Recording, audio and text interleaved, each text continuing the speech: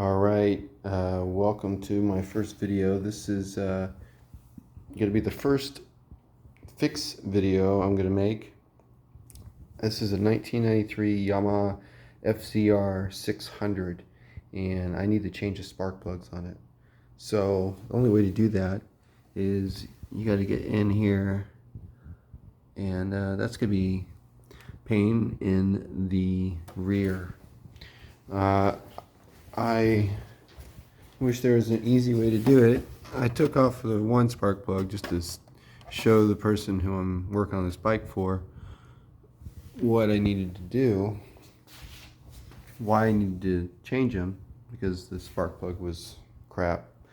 Yeah, let's get to it. Alright, so to get in here on this bike, it's kind of tough.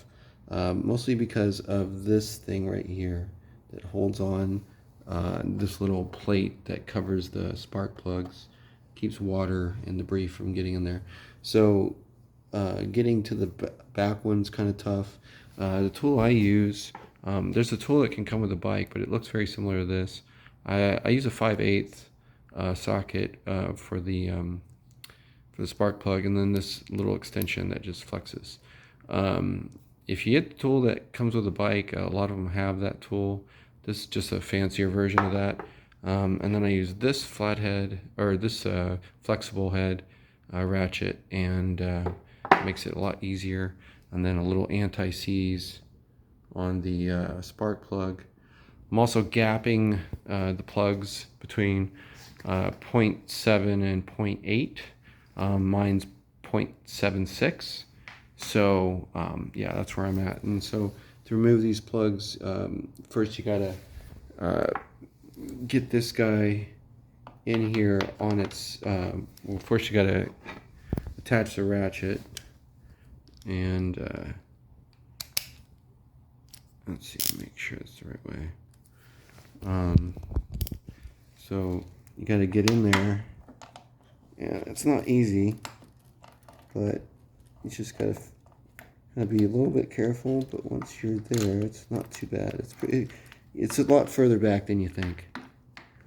Once you're on, you just have to just trying to get it locked in there. Is it on? Yeah, this is on. This is not. Anyways, but once you get it locked in there, you just have to loosen it, and then you can hand loosen it the rest of the way. And the same way goes for tightening it. You just hand tighten it until it's like a certain tightness, and then once you can't tighten it anymore, just go ahead and use your ratchet or your wrench. But I'm gonna have to stop the video because I need both hands. Alright, now that that's tightened, I'm just replacing them.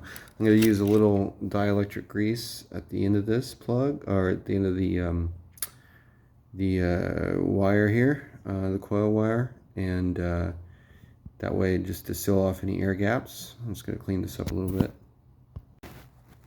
Yeah, the way you want to do dielectric grease, I found, is you just want to put it on the very outside. I'm not putting it on the inside.